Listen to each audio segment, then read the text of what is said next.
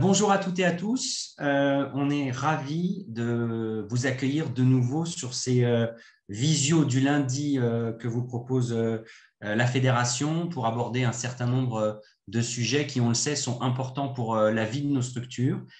C'est toujours agréable de voir que vous êtes si nombreuses à y participer. Dans la continuité de toutes les questions qu'on s'est posées depuis le début de l'année pour faire avancer la gestion de nos structures, l'accueil de nos cavaliers, il y a un sujet aujourd'hui qui nous semblait intéressant de vous proposer, c'est la question de la satisfaction des cavaliers. La satisfaction des cavaliers, on sait que c'est forcément un élément clé de la fidélité à un moment où on est tous en train de soit avoir débuté ou en voie de débuter nos réinscriptions, qu'on est dans des animations pour aller chercher des nouveaux cavaliers pour préparer notre rentrée de septembre, mais aussi les stages de cet été. La fidélité, c'est quand même le cœur des préoccupations qu'on doit avoir pour la stabilité de nos clubs. Alors, quand on parle de satisfaction, c'est quelque chose qui peut faire un peu peur, j'en conviens. On peut se dire, mais alors est-ce qu'on va aller demander aux cavaliers s'ils ont aimé, pas aimé, est-ce que finalement on le fait pas, est-ce que ça va pas nous attirer plus d'ennuis que ça, etc.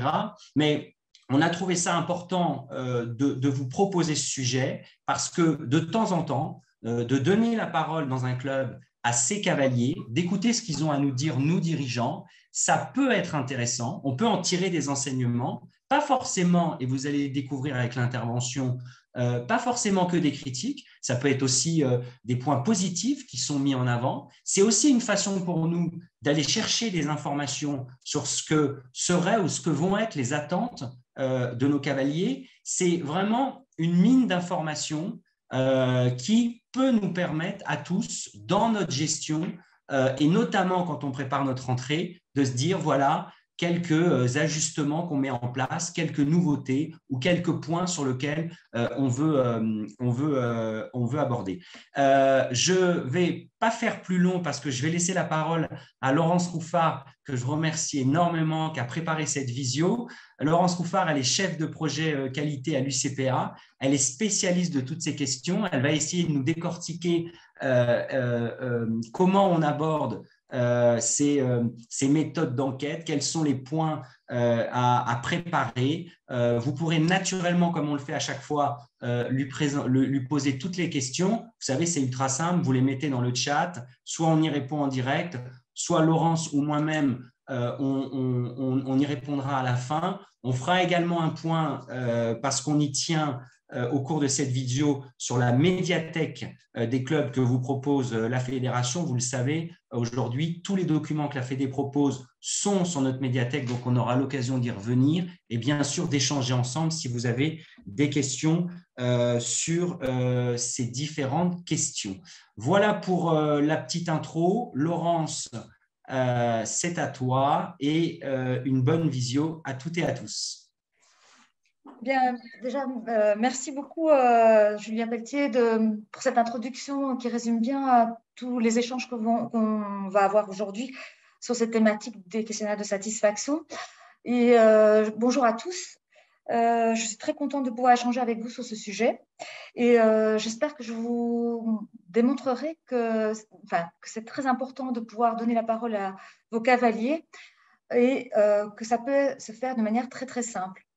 Donc, je vais vous présenter donc, les parties des échanges de ce jour. Tout d'abord, on va parler des enjeux, du pourquoi réaliser ce type d'enquête. Ensuite, on rentrera dans les côtés très pratiques de comment construire un questionnaire qui correspond à vos attentes et vos enjeux. Et enfin, comment exploiter les résultats de manière simple pour pouvoir effectivement s'en servir pour progresser, pour être innovant par rapport à des attentes émergentes de vos cavaliers. Pour donc commencer, effectivement, la première chose, c'est de se dire qu'est-ce que ça va nous apporter de créer une enquête. Tout d'abord, donner la voix à vos cavaliers, c'est donner la voix à ce qui est le plus important, votre atout majeur dans vos centres équestres. et c'est le mettre en position centrale de vos décisions opérationnelles et stratégiques. Pourquoi? Parce que on sait qu'à partir du moment où on augmente la satisfaction des clients, effectivement, on va augmenter la fidélité. Un client satisfait a beaucoup plus de chances d'être fidèle qu'un client moins satisfait. Ce n'est pas pour autant que tout client satisfait sera fidèle, mais il y a quand même un lien très, très fort entre la satisfaction et la fidélité. Ensuite, on peut dire que fidéliser un cavalier, c'est beaucoup plus facile que d'aller rechercher des nouveaux cavaliers, ou c'est beaucoup plus coûteux d'aller faire de la recherche de nouveaux cavaliers. Mais la satisfaction, ça va aussi augmenter votre bouche à oreille. Donc, à la fois, ça va vous permettre de fidéliser, mais si vous créez une grande satisfaction et des effets waouh chez vos cavaliers, ils vont en parler autour d'eux. Et donc, vous allez aussi avoir de la conquête gratuite par vos promoteurs, par les gens qui sont vos ambassadeurs auprès de leurs proches et dans votre zone de chalandise. Ensuite, ça a aussi un effet parce que ça va diminuer le coût de l'insatisfaction. Donc, tout ça pour dire que finalement, la satisfaction, c'est vraiment un levier économique. Et on dit toujours qu'un bon qualiticien, c'est celui qui va pouvoir montrer qu'il y a un vrai lien entre ce qu'on fait pour augmenter la satisfaction et l'économie. On peut passer à la dia suivante. Alors, les enjeux principaux, c'est d'abord de mieux connaître vos cavaliers. Alors, vous allez dire que comme vous êtes des structures où finalement il y a une proximité, vous les connaissez bien. Mais là, ça va permettre d'objectiver en fait les attentes de chacun et de chaque typologie de cavalier que vous avez. Donc, en fonction de la cible que vous allez choisir, vous allez pouvoir effectivement mieux connaître et mieux identifier des attentes de chacun. C'est aussi une manière, quand vous leur donnez la parole, c'est aussi une manière de les considérer, de leur dire qu'ils sont importants, qu'ils sont acteurs finalement de l'expérience qu'ils vont vivre dans votre centre équestre. Ensuite, c'est un merveilleux outil aussi pour mobiliser les équipes. En effet, si vous avez un projet de saison, par exemple, un projet d'année, ça va vous permettre d'objectiver les résultats de votre projet. Vous allez mettre votre projet en place, vous allez demander à ça va impliquer vos équipes parce qu'ils vont savoir que quelque part derrière, on va pouvoir les mesurer le bénéfice des actions qui sont mises en place. Donc, c'est une magnifique manière aussi de mobiliser les acteurs de terrain. Ensuite, ça permet d'objectiver parce que certes, vous avez certainement beaucoup de feedback de vos cavaliers qui viennent vous parler, etc. Mais là, ça permet d'aller mettre finalement des chiffres, des indicateurs et de pouvoir aussi finalement mesurer au long terme les évolutions. C'est une chose qu'on ne peut pas tellement faire si on n'objective pas complètement. Donc, c'est très important. Ça va permettre d'aller identifier vos forces parce que vous avez plein de forces, également peut-être quelques faiblesses et d'aller justement mettre des actions face à vos faiblesses, consolider évidemment vos forces. Et puis, comme je vous dis, c'est aussi une manière d'innover parce qu'il y a des tendances qui émergent pour suivre la satisfaction depuis des années, notamment sur les centres équestres du CPA. Je constate depuis, par exemple, 2013, où on est sous le même outil, qu'on a des tendances qui émergent. Il y a des thématiques qui deviennent de plus en plus importantes. Par exemple, le bien-être animal, c'est un sujet qui est de plus en plus évoqué par les cavaliers. Donc, il va falloir aussi, comme ça, identifier qu'est-ce qui émerge pour pouvoir après créer une expérience auprès de vos cavaliers qui tienne compte de toutes ces évolutions. Comme je vous le disais, c'est très important, effectivement, aussi au niveau économique. On a des indicateurs avec les enquêtes qui permettent de montrer que plus on satisfait les clients, les cavaliers ou les clients, j'ai l'habitude d'utiliser les clients parce que je ne fais pas que sur les centres équestres, mais plus la satisfaction des cavaliers augmente, plus effectivement on a du potentiel économique et du bouche à oreille et donc effectivement de la conquête potentielle comme je vous l'avais déjà dit. Ensuite, je voulais passer sur le questionnaire. C'est comment créer son questionnaire. Pour créer son questionnaire et avoir, au-delà même du questionnaire, son enquête, il y a quelques questions simples à se poser. Parce qu'il ne faut pas, on va prendre du temps au cavalier, pour progresser, mais il faut qu'effectivement, on soit le plus efficace possible. Donc, il ne faut pas avoir des questionnaires trop compliqués, etc. Il faut se poser les bonnes questions pour avoir un questionnaire qui colle le plus possible à l'objectif qu'on a. Donc, la première chose, c'est de se dire, mais quel est mon objectif? Qu'est-ce que je veux vraiment connaître et analyser auprès de mes cavaliers? Ça va me permettre effectivement de paramétrer mon questionnaire. L'autre question à se poser, mais qu'est-ce que je suis en capacité d'analyser? Ça ne sert à rien d'avoir un questionnaire de 3 pages sur lequel finalement je vais exploiter 1 ou 2 questions. Donc, en fonction de ces 2 questions-là, qu'est-ce que je veux connaître et qu'est-ce que je suis en capacité d'analyser, on va pouvoir dimensionner finalement un questionnaire. Quand je vous disais, moi, mon objectif aujourd'hui, c'est de vous montrer que ça peut être très simple parce qu'il y a de merveilleux, il y a pas mal de cabinets d'études maintenant qui fonctionnent avec uniquement 2 questions. Une première question de satisfaction générale pour savoir comment le cavalier va percevoir votre centre équestre en question fermée, et ensuite une question ouverte qu'on va analyser. Donc, c'est pourquoi il a donné cette note-là, entre guillemets. Ça va vous permettre d'identifier pas mal de choses. Donc, il faut se dire, si on n'a pas beaucoup de temps à accorder, il vaut mieux aller sur quelque chose de très, très simple de ce type-là et l'analyser convenablement, par contre. Donc, vraiment, pour moi, ce qui est fondamental, c'est vraiment de se poser cette première question au départ. Ensuite, la question à se poser, c'est qui je veux cibler, qui je veux interroger. Est-ce que je veux interroger l'ensemble de mes cavaliers?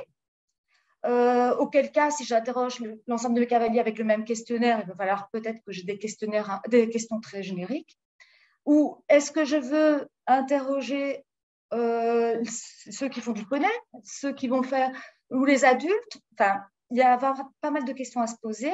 Si j'interroge des mineurs, c'est comment est-ce que je vais recueillir la data chez les mineurs, sachant que je ne peux pas les interroger en direct? Toutes ces questions de la cible, c'est la dia suivante, sur la cible. C'est aussi une question à se poser centrale pour créer son questionnaire. Ensuite, après la cible, c'est comment est-ce que je vais l'interroger? Comment est-ce que je vais les interroger? Comme je vous ai dit, en tout cas, on peut se contenter de 2 questions. On peut se contenter d'une question fermée sur la satisfaction générale et ensuite une question ouverte. Ce qui est sûr, c'est qu'il faut avoir des questions fermées et au moins une question ouverte, je pense, pour pouvoir bénéficier. Pour être simple, donc dans les questions fermées, il y a une question à avoir qui est de satisfaction générale. Il y a plein de modèles de questions. Moi, ce que je préconiserais, c'est d'avoir une question très simple, c'est du style, par exemple, vous êtes, et puis après, une échelle de mesure qui est, par exemple, très insatisfait, plutôt insatisfait, plutôt satisfait, très satisfait. Ça, c'est une échelle à 4 niveaux. Alors, l'échelle à 4 niveaux, elle a l'avantage de demander au cavalier de se positionner. Il n'y a pas de valeur refuge au milieu. Il est soit content, soit pas content. Ça peut être un très grand avantage pour après analyser les résultats et pas avoir des scores un peu mous et pouvoir tirer vraiment des tendances. Donc, après cette question-là, si vous êtes en capacité effectivement de pouvoir traiter plus de choses, en fonction de ce que vous êtes mis comme objectif d'analyse, vous allez avoir des questions explicatives. Donc, par exemple, après, vous allez poser des questions sur l'accueil, la réservation, par exemple, sur la PEDA, etc. Tout ce que vous aurez, vous, défini comme questions sur lesquelles vous allez vouloir analyser. Ça ne sert à rien, par exemple, de poser des questions sur lesquelles vous, par exemple, vous n'aurez pas la main après aussi, parce que ça peut être décourageant. Si effectivement, vous savez que vous n'allez pas faire des travaux sur votre infrastructure, il n'est peut-être pas utile d'aller poser des questions sur ce que vous voudriez d'agrandissement de l'infrastructure. Il faut vraiment avoir vos objectifs au départ qui sont précis, une question fermée générale, quelques questions explicatives que vous aurez définies par votre questionnement de départ. Et ensuite, une question ouverte qui va vous permettre d'identifier des choses sur lesquelles vous n'auriez pas pensé, des tendances nouvelles, par exemple, et qui vont vous apporter peut-être une finesse supérieure aux questions fermées que vous aurez définies au départ. Ensuite, donc ça, c'est pour le questionnaire. Donc, pour le questionnaire, surtout, il faut qu'il soit, comme je vous ai dit, le plus court possible, parce que vous allez demander un investissement à vos cavaliers. Donc, soyez raisonnable en termes de nombre de questions. Il faut qu'il soit le plus lisible possible. Donc, si vous avez choisi une échelle, vous restez sur la même échelle pour toutes vos questions. Il faut que les questions elles soient courtes, pour qu'elles soient faciles à lire et que la réponse au questionnaire ne prenne pas beaucoup de temps. Après, la question à se poser, c'est comment je vais finalement administrer ce questionnaire, comment je vais collecter les informations. Alors, il y a plein de solutions possibles. Hein. Il y a moyen de faire du papier sur site. Le courrier, alors ça se fait plus vraiment, mais bon, ça existait avant avec des enveloppes-T, on envoyait un questionnaire par courrier. Il y a la possibilité du face-à-face, du téléphone, et puis après, il y a tout ce qui est dématérialisé, web, avec les emailing, il y a moyen aussi de mettre des QR codes en place. C'est devenu assez tendance hein, avec le Covid, les QR codes, les gens ont beaucoup plus tendance à flasher des QR codes. Il y a les NFC, qui sont du même type que les QR codes, etc. Il y a plein de solutions. Alors, chaque mode de collecte a ses avantages et ses inconvénients, peut avoir ses biais, hein, parce que le face-à-face, si c'est le moniteur qu'on aime beaucoup qui va faire du face-à-face pour l'enquête, c'est sûr que ça va peut-être un peu booster anormalement les résultats. Mais ce n'est pas si grave que ça, parce que finalement, ce n'est pas le résultat qui compte. Ce qui est important, c'est de voir la tendance. Et si on administre toujours le questionnaire de la même façon, on pourra analyser les tendances dans l'avenir. Donc, chaque mode de collecte a ses avantages et ses inconvénients. Après, l'autre question, ça sera aussi de quand on va le faire. Alors, justement, on peut se dire qu'on interroge de manière ponctuelle. Si on fait un questionnaire tous les 5 ans, par exemple, on va pouvoir se dire qu'on peut faire un questionnaire plus long, beaucoup plus précis, etc. Si, par contre, on interroge de manière très régulière ces cavaliers, à ce moment-là, il va falloir le raccourcir, puis se dire comment est-ce que je fais pour que mes cavaliers aient toujours envie d'y répondre malgré tout. Pour moi, c'est bien, parce que ça devient, à partir du moment où j'interroge de manière régulière, ça devient un outil managérial, un outil de progression, etc. Mais le client, lui, quel est son bénéfice? Le cavalier, je suis désolée de dire le client, mais c'est parce qu'effectivement, moi, j'ai plein de typologies dans mes enquêtes. Le cavalier, qu'est-ce qu'il va avoir comme avantage pour me répondre tous les 6 mois à mon questionnaire? Après, on peut même interroger complètement en continu, parce que quand on est même sur du papier ou du full web, on peut laisser finalement l'enquête courir tout le temps et interroger tout le temps et avoir finalement de la data, des données clients, des feedbacks de ces cavaliers d'une manière régulière, récurrente, ce qui nous permet de pouvoir l'utiliser tous les mois en réunion d'équipe, etc. Mais tout ça, ça va déterminer le type de questionnaire et le mode de collecte. Donc, c'est important de se poser au préalable. Les questions, c'est qu'est-ce que je veux, qu'est-ce que je suis en capacité de faire et quelle est ma cible, comment j'interroge, avec quel type de questions, etc. Une fois qu'on a cadré ces questions-là, on peut vraiment s'embarquer dans la conception d'un questionnaire. Et je vous dis, vous pouvez faire très, très simple et très efficace. On peut vraiment passer sur des choses très, très courtes. Et Laurence, pardon, tu le préconises, toi, de faire ce questionnaire une fois par an, 2 fois par an? Est-ce qu'il y a un moment dans l'année où tu penses que c'est plus adapté de le proposer aux cavaliers? Alors, là, je pense par exemple qu'au moment, juste un petit peu en amont des réinscriptions, c'est un bon moment, clairement, parce que ça va permettre effectivement de les considérer. Donc, je pense que c'est très, très bien en fin d'un cycle d'apprentissage, en fin d'une année. Et puis, ça va permettre, après, pendant l'été, de pouvoir effectivement analyser et trouver les axes de progression à mettre en place pour la rentrée. Néanmoins, je pense que ça, c'est une très bonne période. ça peut être utile aussi de faire du continu ou de laisser la possibilité de faire du continu. Donc, de faire une grosse vague. Personnellement, moi, ce que je fais pour le CPA, c'est 2 vagues annuelles à des moments choisis. Et par contre, il y a une possibilité pour les cavaliers de répondre en continu pour avoir des feedbacks tout le temps, parce que pour que la voix des cavaliers rentre vraiment effectivement dans les décisions qu'on va prendre au niveau du centre équestre. Donc, merci Laurence. Et sur les questionnaires, sur la typologie des questionnaires, tu nous disais, si j'ai bien compris, qu'on avait soit un questionnaire ultra simple, c'est en gros une question content, pas content, et une question où les cavaliers nous donnent un avis général sur la structure, et un autre type de questionnaire où là, par exemple, un peu plus de ce qu'on connaît quand, par exemple, on va dans un magasin ou qu'on a fait un séjour dans un hôtel, il y a plusieurs questions. Tu nous préconises plutôt l'un ou l'autre, ou c'est en fonction de ce que nous, on a envie de faire ou le temps qu'on a pour le faire? alors, c'est vraiment, je pense que tout dépendra effectivement du questionnement qu'on a pris à la base. C'est effectivement qu'est-ce qu'on est en capacité de faire, comme je l'avais dit, mais c'est aussi effectivement en fonction de la récurrence qu'on va utiliser. Si effectivement on veut avoir une interrogation très très régulière de cavalier, on ne va pas pouvoir lui faire un questionnaire très très long. Donc à ce moment-là, il va falloir qu'on soit très dynamique. Surtout si on est sur des technologies, par exemple Internet, hein, effectivement, on va parler après des logiciels gratuits et tout, on sera obligé d'être sur du court et d'être très dynamique.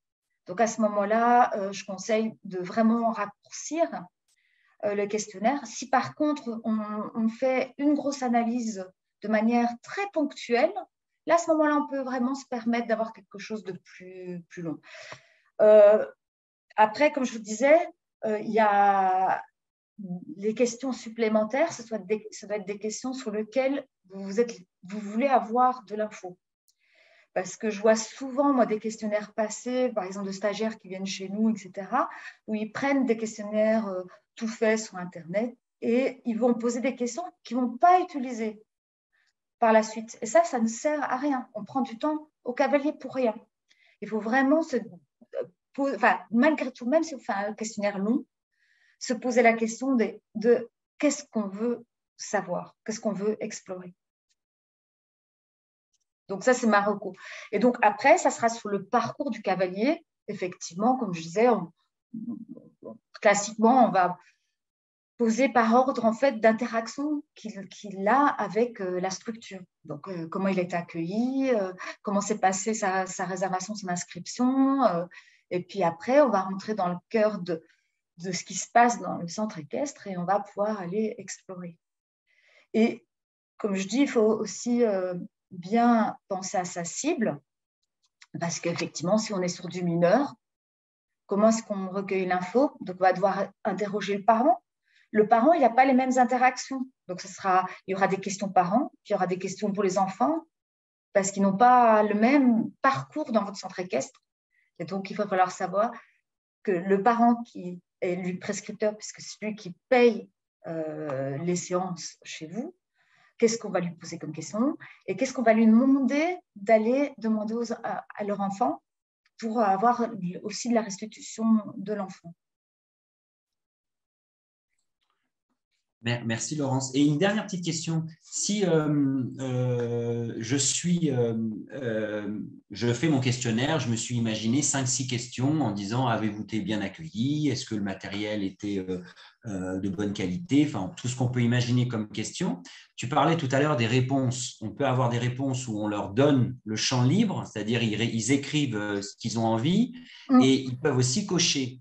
Quand on coche, est-ce que tu penses qu'il vaut mieux en mettre un peu plus, c'est-à-dire diluer, et finalement l'avis est un peu plus mitigé, ou est-ce que tu penses qu'il faut mettre un peu moins de choix de réponse pour forcer les gens à nous donner un avis, quitte à ce que nous, ça nous fasse un peu peur, mais au moins, par exemple, si on dit avez-vous été bien accueilli, si on met bien, moins bien, assez bien, pas très bien, bon, globalement, ça fait un peu mi-figue, mi-raisin. Est-ce qu'au contraire, il faut plutôt rester là-dessus ou il faut plutôt forcer les cavaliers à trancher leurs réponses?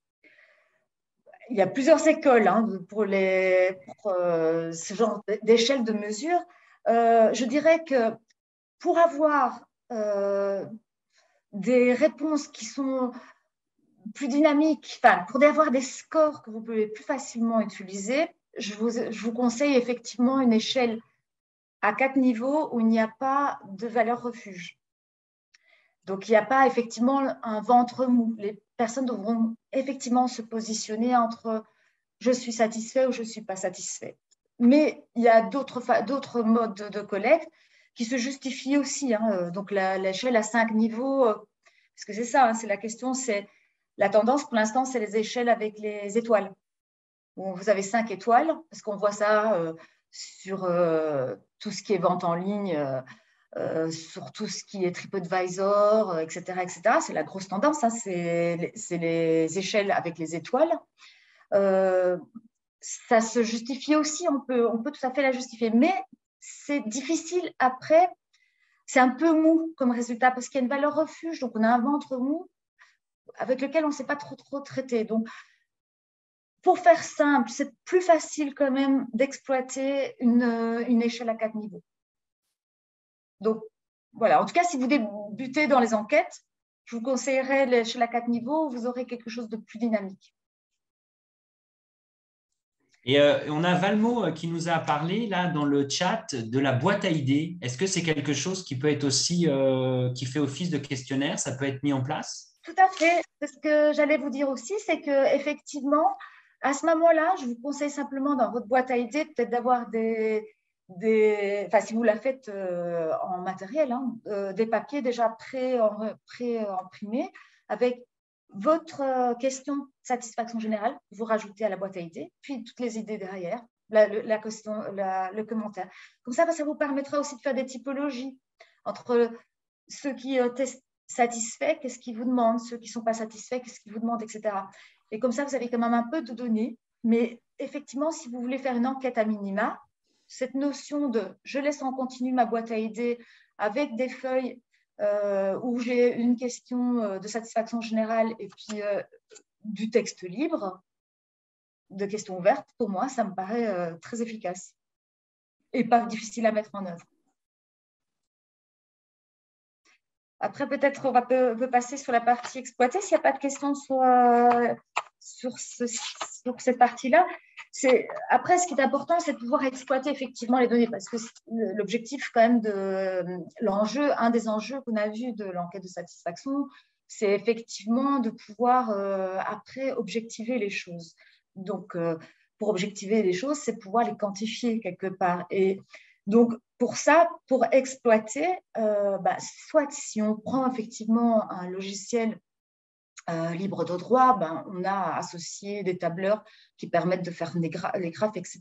Mais on n'est pas obligé de passer par là. On peut tout à fait aussi exploiter les résultats tout simplement, même papier. Il suffit finalement de quantifier le nombre de papiers qu'on a, de voir quel est le pourcentage de chaque catégorie, très satisfait, etc. C'est la même chose sur la partie, je dirais, de votre question libre. La question libre, vous allez pouvoir repérer quelles sont les thématiques qui reviennent le plus. Et sur ces thématiques qui reviennent le plus, vous les codifiez. Hein. Le système de bâtonnet, ça fonctionne très, très bien. Après, vous allez pouvoir aller regarder sur ces thématiques que les cavaliers abordent le plus. S'ils en parlent positivement, quelle est la tonalité en fait du commentaire? Est-ce que c'est positif ou c'est négatif? Et à ce moment-là, ça vous donne énormément de billes pour effectivement facilement, à moindre coût, aller mettre en place après une dynamique d'amélioration grâce à ces résultats-là. Je vais peut-être passer à la dia suivante. Donc, ça, c'est ce que je voulais vous dire. Je vais passer encore à celle après.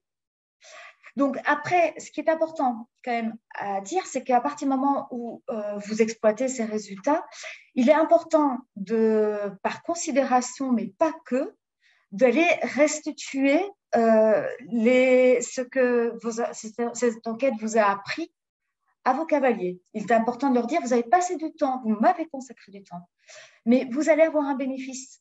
Et ça, c'est d'autant plus important à partir du moment où, justement, vous allez les solliciter plus ou moins régulièrement. C'est de leur dire, le temps que vous m'accordez à répondre à mon questionnaire, aura un bénéfice pour vous parce que vous allez avoir, on va co-construire ensemble l'évolution de notre centre équestre. Et donc, ce qui est important, c'est de leur dire, par exemple, si effectivement vous avez bien fait vos stats sur votre question de satisfaction générale, c'est de dire, vous êtes X% à être satisfait, par exemple. Nos points forts sont, nos points faibles sont, et face aux points faibles, dire, voilà, on vous a entendu, et donc maintenant, voilà ce qu'on va mettre en place. Quel va être notre projet de l'année suite à ce que vous nous avez donné comme information, suite à ce qu'on a identifié comme attente auprès de vous. Donc ça, c'est important de restituer. Il faut vraiment pouvoir leur donner de la data. Ensuite, comme je vous disais, il y a pas mal de solutions Internet, même libres de droit. Hein. Il y a des logiciels payants, mais il y a des logiciels gratuits. Donc, en faisant une petite recherche sur Google, il y a par exemple Drag and Survey, qui est complètement gratuit, qui est un logiciel qui est en français, qui permet donc facilement de mettre des questionnaires en place et puis après de pouvoir faire des stats facilement, puisque là, c'est de la donnée numérique. Vous pouvez également utiliser les outils gratuits de Google, puisque vous avez aussi un feedback survey sur Google qui permet effectivement de traiter statistiquement via un Google Form votre questionnaire de satisfaction. Et là, si je peux juste, Laurence, compléter ce petit point par rapport aux outils, parce que c'est un sujet qui est très important si on a bien mis en place tout ce que tu nous as dit dans un questionnaire, le traitement des résultats est important. Et c'est l'occasion pour moi de vous dire que, bien sûr, il existe ces outils qu'on connaît sur Internet, mais que la fédération, quand elle a imaginé de présenter ces outils de fidélité, travaille actuellement à la mise en place d'un module FFE avec un questionnaire en ligne que l'on va pouvoir accéder directement de notre espace CIF, où dessus, on aura en fait un module de questionnaire qui sera intégré, qui sera déjà prêt, assez simple comme d'habitude, comme tous les outils qui nous sont proposés.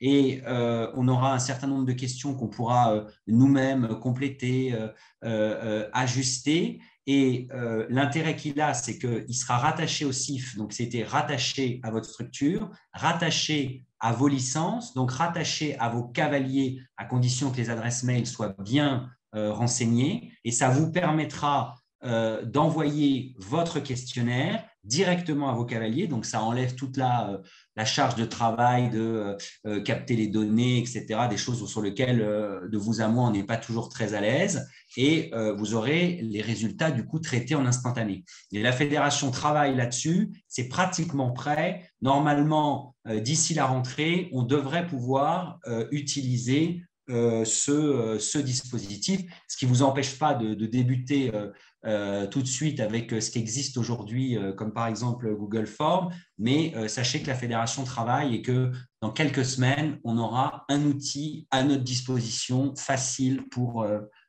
traiter ces questionnaires et poser les questions à nos cavaliers. Voilà.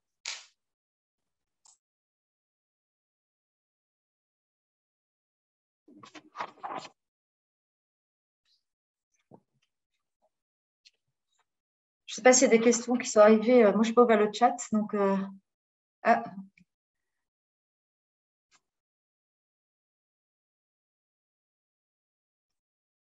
Pour les mentions légales, moi, je les mets, effectivement. Donc, réglementairement, je pense qu'il faut les mettre. Ça doit être une question sur les RGPD, etc., je pense, dans les questionnaires. Pour les mentions légales, sur le questionnaire, moi, je sais que je l'ai mis en automatique. Il y a les mentions légales des centres équestres qui…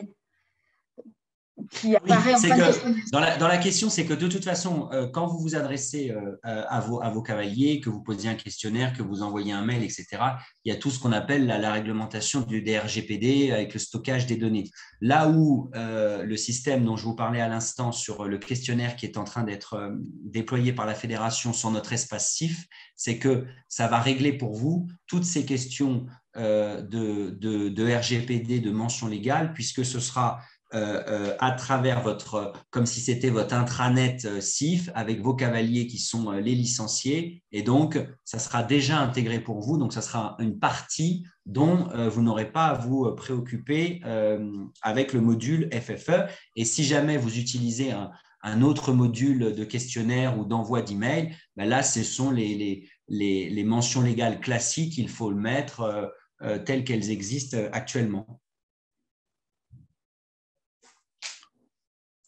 Et je rebondissais juste, Laurence, tu nous disais qu'un point qui était très important, c'était que si on fait ce questionnaire, ce qui est important, c'est-à-dire de traiter l'information, le résultat. C'est ça, parce que en fait, si je comprends bien, il ne faut pas s'embarquer à faire un questionnaire et ne pas répondre aux cavaliers après sur ce qu'on va faire ou sur ce que l'on n'a pas fait. Ça serait encore plus négatif que de rien faire, quoi. Mais ça les désengage, en tout cas, par rapport au fait enfin, c'est un gros engagement quand même de répondre au questionnaire, de que les personnes qui y répondent. Je trouve que par considération et également pour les impliquer à l'avenir sur les futures collectes, il faut pouvoir restituer honnêtement moi, enfin, en général, moi je dis un score, hein, style effectivement la satisfaction générale, point fort, point faible et action qu'on va mettre en place. Ça permet de les impliquer vraiment dans la démarche. C'est leur montrer qu'on vraiment le temps qu'ils prennent à répondre à ce questionnaire va servir vraiment opérationnellement au futur du centre équestre. OK. Est-ce que vous aviez d'autres questions? Il y avait une question de Xavier à laquelle je voulais répondre, mais si il n'y a pas d'autres questions techniques, je vais passer sur la médiathèque pour pouvoir lui répondre. Il y avait une question sur le timing. Effectivement, la fin d'année, c'est une bonne période. Ouais, sur une bonne période. Et pour répondre à Xavier, je le remercie parce que je trouve que le questionnaire de la Fédé, c'est une très bonne idée. Merci beaucoup. Simplement, je voulais revenir avec vous sur la médiathèque. Sur la médiathèque, vous savez, c'est votre espace sur lequel, dès qu'on met en place une opération, que ce soit une opération de communication, que ce soit une opération de développement, on vous met en ligne tous les documents et tous les outils sur votre médiathèque. Votre médiathèque, elle est accessible sur votre espace CIF avec votre identifiant et votre mot de passe classique. Et sur cette médiathèque, vous avez déjà un certain nombre de documents et d'outils pour mettre en place vos enquêtes de satisfaction. C'est-à-dire que là, aujourd'hui, il y a déjà des exemples de questionnaires, il y a déjà un certain nombre de documents que vous pouvez récupérer tout de suite si vous voulez lancer vos questionnaires, par exemple pour répondre à Xavier, tout de suite, parce que comme nous l'a dit Laurence, c'est vrai que c'est le moment pour le faire. Et nous, ensuite, à la Fédération, on a profité de ces échanges pour, si vous voulez, dématérialiser tout ça, et c'est ça qui va prendre quelques semaines et qui sera opérationnel à la rentrée. Mais vous pouvez déjà, dès à présent, aller sur la médiathèque quand on a terminé, déjà aller voir tout ce qu'il y a comme document pour vous, pour la vie de votre club, et puis bien sûr, aller récupérer si vous avez besoin un exemple de questionnaire, un exemple de formalisation de questions. Tout ça est déjà en ligne.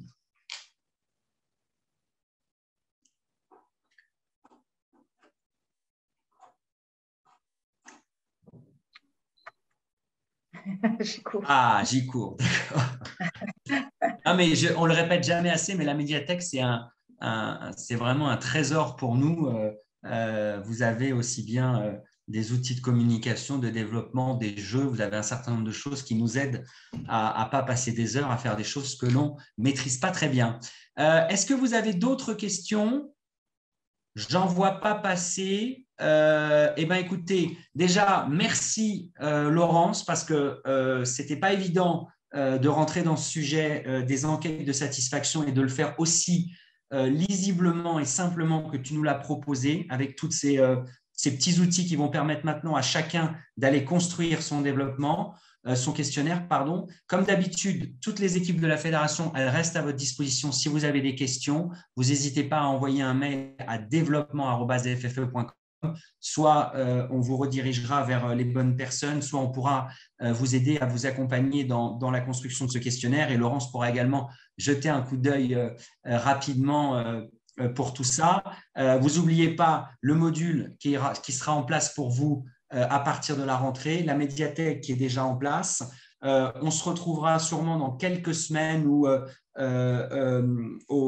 la fin de l'été pour parler de la rentrée avec le plan de communication. Vous l'avez vu que la fédération a lancé sur la campagne de rentrée pour aller chercher des cavaliers et les amener dans nos clubs. Tout ça a été lancé au mois de mai. Vous avez dû suivre à l'heure actuelle la campagne qui est sur TF1 avec les films Tous à cheval. Il y a une campagne de rentrée qui se prépare. Il y a également le colis de rentrée qui est un rendez-vous pour nous. Donc, on reviendra vers vous rapidement pour vous donner les dates et se réunir pour échanger sur ces sujets. D'ici là, je vous souhaite déjà une très bonne journée. Je vous remercie à toutes et à tous pour votre présence et je vous dis à très bientôt. Encore merci Laurence et à bientôt tout le monde. Merci beaucoup. Au revoir.